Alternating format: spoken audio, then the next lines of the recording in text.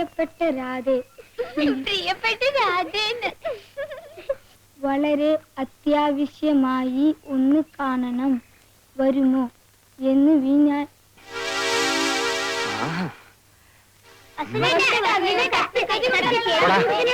വീട്ടിൽ പോടാ.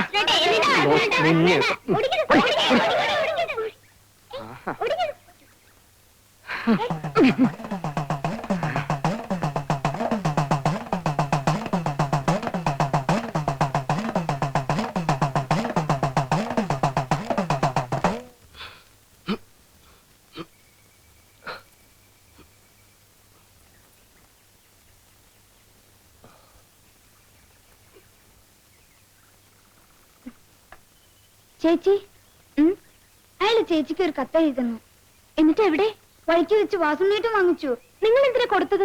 കൊടുത്തതല്ലേ, എന്റെ തട്ടിപ്പറിച്ചതാ. തട്ടിപ്പറിക്കാൻ എന്തിനാ സമ്മതിച്ചു? വേഗം പോയി വാങ്ങിട്ട് വാ. ഇല്ല, പോടാ.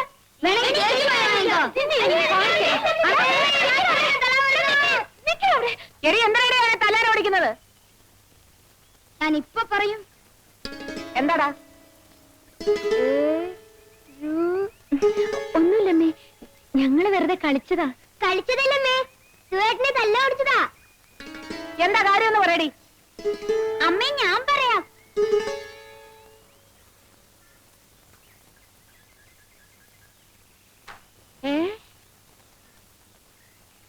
ഇവിടെ വാടി.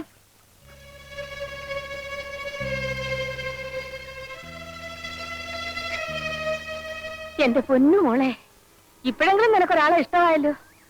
വാ മോളെ.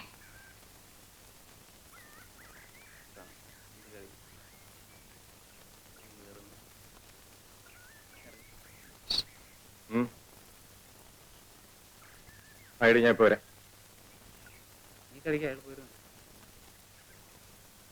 ഒരാളെ ഒന്ന് തല്ലി തരണം.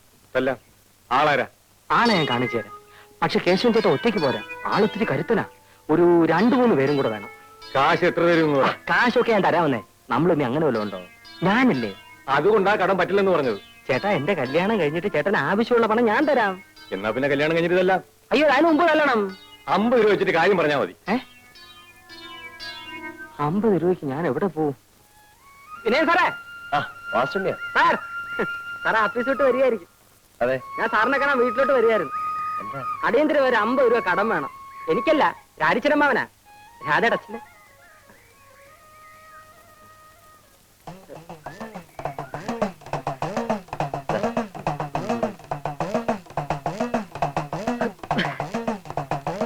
ഈ ഉപകാരം ഞാൻ ഒരിക്കലും മറക്കില്ല സാർ. സാറിന് 8-8 മണി വീട്ടിൽ ഉണ്ടാവോ? തരാനാ.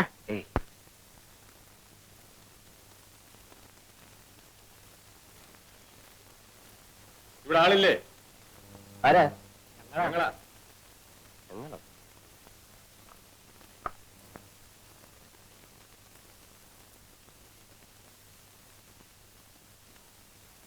എന്താ? കൂലിക്ക് തല്ലാൻ വന്നതാ. കൂലിക്ക് തല്ലാനാ? അതെ, നിങ്ങളെ. ഞാൻ ആരോടും തല്ലിനും വഴക്കിനും പോകാറില്ല. നിങ്ങൾ തല്ലണ്ട, ഞങ്ങൾ വലിക്കോളാം. എന്നെ അടിക്കരുത്. ഞാൻ ഒരു സമാധാനപ്രേമിയാ. ഒരു കവലിൽ അടിച്ചാൽ മറു കവലും കാണിക്കുക, അതാ എന്റെ ആദർശം. ഇതാ.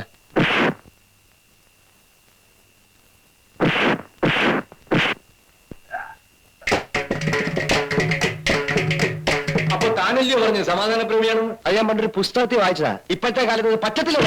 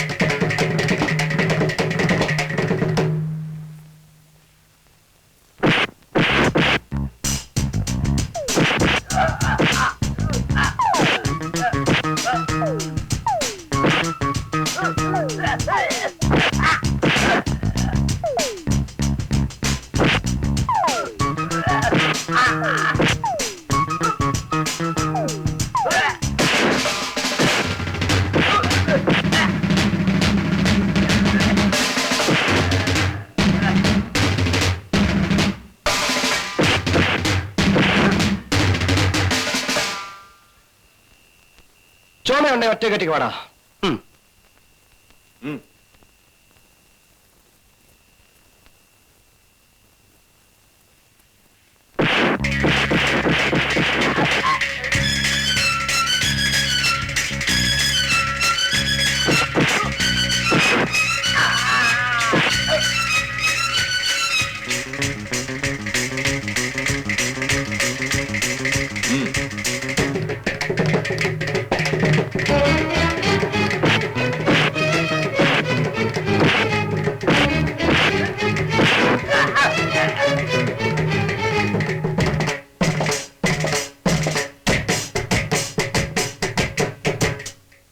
ഇവിടെ വാടോ. അയ്യോ സാറേ, എന്നൊന്നും ചെയ്യരുത്. ആ വാസുവിന് പറഞ്ഞയച്ചു വന്നതാ. അവന്റെ പെണ്ണിന് സാറ് നോക്കാതിരിക്കാൻ. അയ്യോ.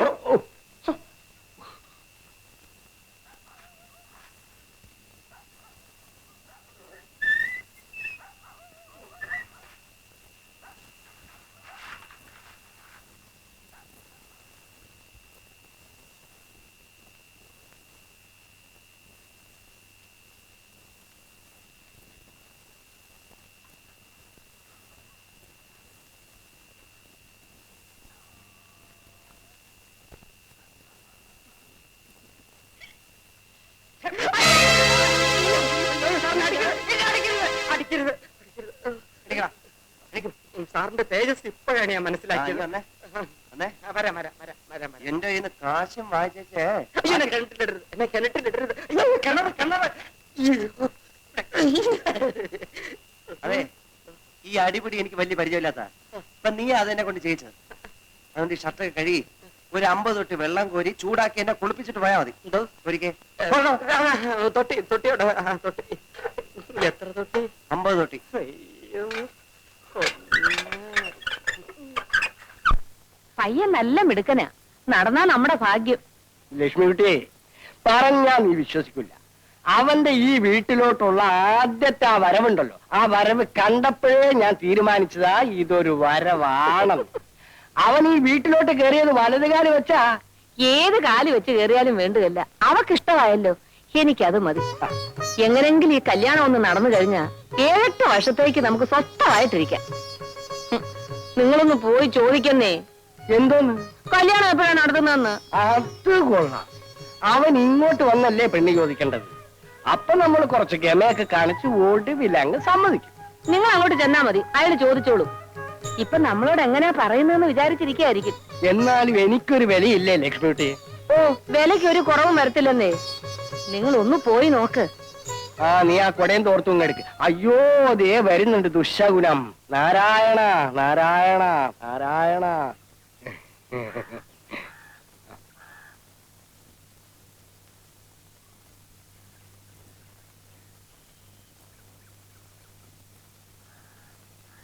കത്തിന്റെ കാര്യം അമ്മ അവൻ അറിഞ്ഞോ?